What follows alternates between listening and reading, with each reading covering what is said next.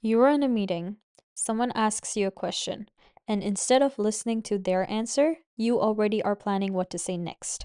Or worst, you notice your foot is tapping, your mind is elsewhere, and the person across from you can tell. That micro hesitation, that half second where you realize you have no idea what the other person said. Most people call this a distraction.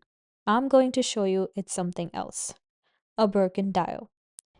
And when you understand how the dial works, you don't just hear people better, you read them.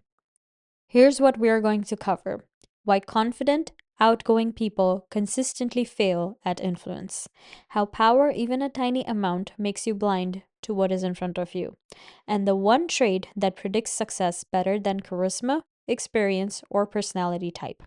This isn't about active listening or body language tricks. This is about attunement, the ability to turn a dial, find the right frequency, and lock onto what someone is actually transmitting. Most people never learn to do this because they think they already are. Let's fix that. Try this right now. Take your dominant hand, with your index finger, draw a capital E on your forehead. Now, did you draw it so you could read it, or so the person in front of you could? This is called the E test. Social psychologists use it to measure perspective taking. And here's what they found: when you give people even a small injection of power, make them feel important, in charge, ahead, they become 3 times more likely to draw the E backwards for themselves, not for you. Power makes you tune to your own frequency, and once you're locked there, you cannot hear anybody else. Let me show you why this matters. Imagine this: you and Maria go to dinner. The restaurant is terrible. Food's bad, service is even worse. The next day, Maria emails a friend who recommended it and says, about the restaurant, it was marvelous, just marvelous. Question: does the friend think she's being sincere or sarcastic? Most people with power would say, obviously sarcastic. But the friend has no idea what happened at the dinner. He has zero context. Why would he assume sarcasm? People with power anchor to their own knowledge. They forget others don't have. The dial is stuck on their station, and they don't realize it's not broadcasting anywhere else. Now, here's where it gets interesting. Everybody assumes extroverts make the best salespeople: sociable, assertive, high energy, and good with people. But the research says otherwise. Adam Grant studied 300 plus salespeople, tracked their revenue for 3 months, and measured where they fell on the introversion extroversion scale. Introverts averaged at $120 an hour, and extroverts at 125. Not that much difference. But there was a third group: ambiverts, people in the middle, not too outgoing, not too quiet. They earned about $155 an hour, and the highest performers, $208 an hour. Their extroversion score was at a 4.0, dead center on a 1 to 7 scale. Here's the graph. As you can see, the revenue peaks in the middle and falls off as you move towards either extreme. Why? Extroverts talk too much. They miss the signals and they push when they should pull. Introverts, on the other hand, hold back too much. They don't assert when they need to. Ambiverts can do both. They know when to speak and when to shut up. They are not performing extroversion, they are adjusting the dial. That's attunement. I used to think I was good at reading people.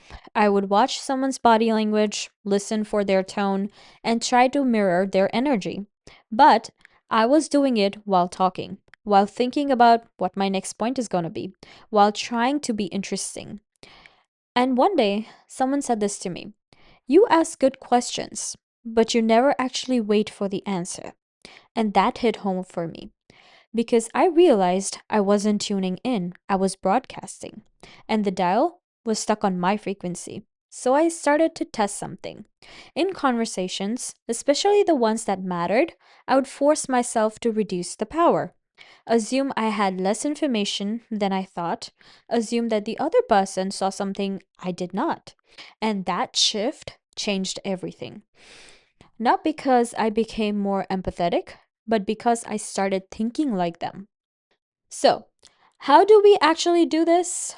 There are three main principles. Principle one, increase your power by reducing it.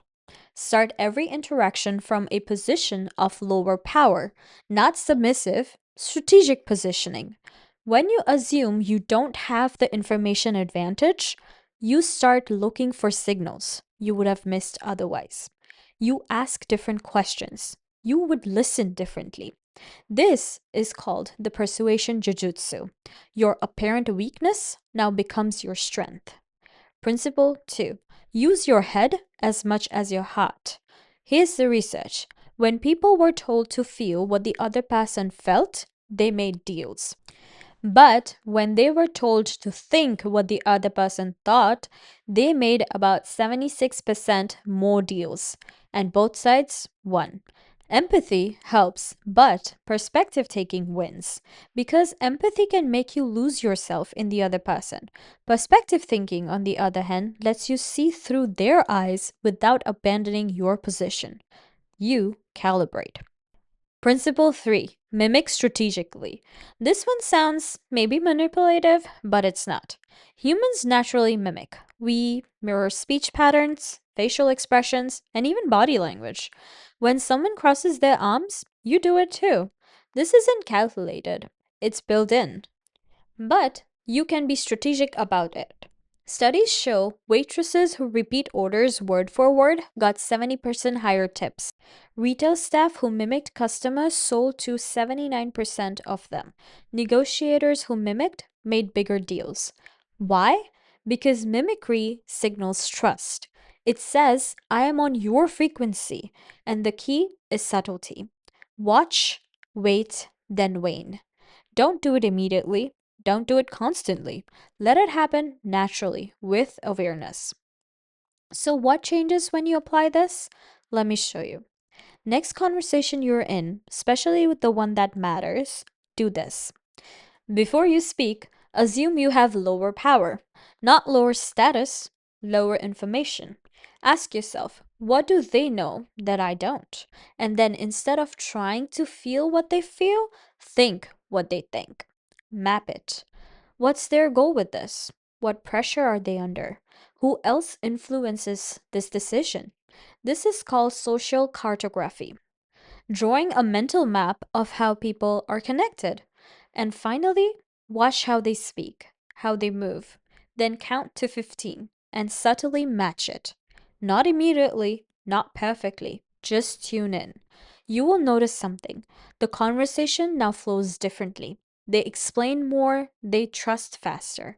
Not because you tricked them, but because you're finally on the same frequency. Before we move forward, I had a quick question. When was the last time you drew the E backwards? Name a situation where you realized you were tuned into the wrong frequency. Comment below. Here's what most people miss. Attunement isn't a technique. It's a default setting.